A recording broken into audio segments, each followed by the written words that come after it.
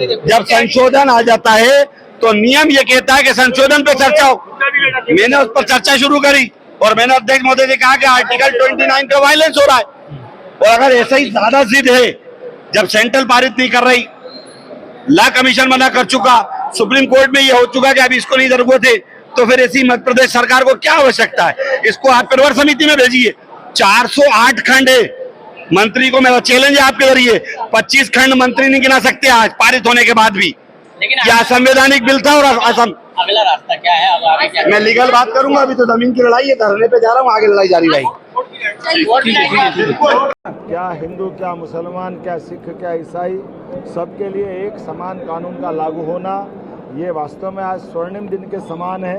मध्य प्रदेश के अंदर विधानसभा में इस कानून के बनने से हमारी सबकी प्रतिबद्धता डॉक्टर भीमराव अंबेडकर, सरदार वल्लभ भाई पटेल, डॉक्टर श्यामा प्रसाद मुखर्जी के अतीत के उस एक देश एक विधान एक निशान एक प्रधान की भावना की न पुनः केवल प्रकटीकरण है, बल्कि वो संकल्प की पुष्टि है, जिसके बलबूते पर यशस्वी प्रधानमंत्री के नेतृत्व में एक एक करके सारे राज्य जो समसामयिक है, देश की आधी आबादी के साथ जरूरी है, वो सब लागू करने जा रहे हैं। आज के इस एक्ट के पारित होने के बाद, माननीय महामहिम राष्ट्रपति की मंजूरी के बाद, हमारा राज्य उस श्रेणी में खड़ा होगा जहां एक से ज़्यादा विवाह करने में अपराध होगा, और एक से ज़्यादा विवाह के अवसर पर जो बहनों को कष्ट होता है, उस कष्टों से मुक्ति दिला करके हमारी प्रदेश की आधी आबादी को उनके हक का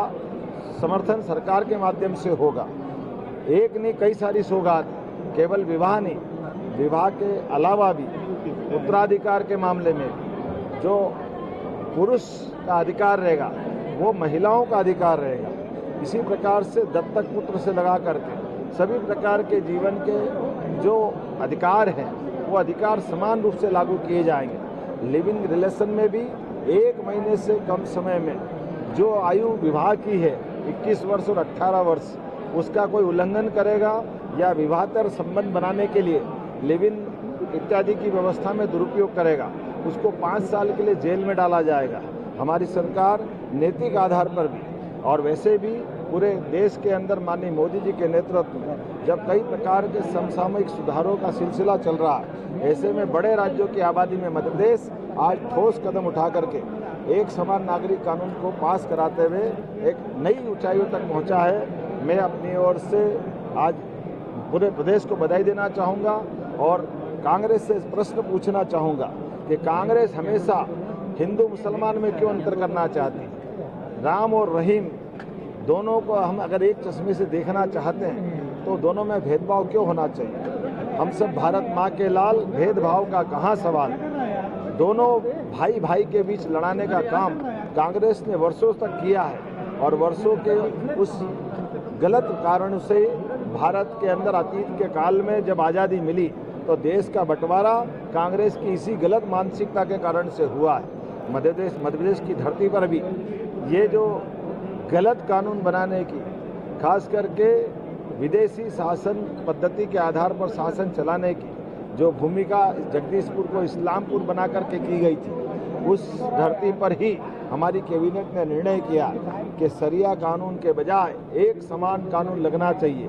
मुझे इस बात की प्रसन्नता है आज मध्य प्रदेश की विधानसभा ने एक समान कानून लगा करके क्या हिंदू क्या मुसलमान सबके जीवन में बेहतरी का अवसर मिलना चाहिए। और जो कानून लगाया गया उस कानून के लिए जो कमेटी ने रिकमेंडेशन हासिल की थी, 10 लाख से ज़्यादा सुझाव लिए गए, 76% से 76% से ज़्यादा मुस्लिम बहनों ने जिस कानून का समर्थन किया, 95% से ज़्यादा समूची आबादी ने ये दोनों कानूनों को, हमारे कानून सुधार का समर्थन किया।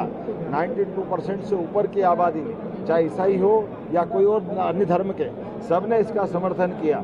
40% मुस्लिम भाइयों ने भी समर्थन किया।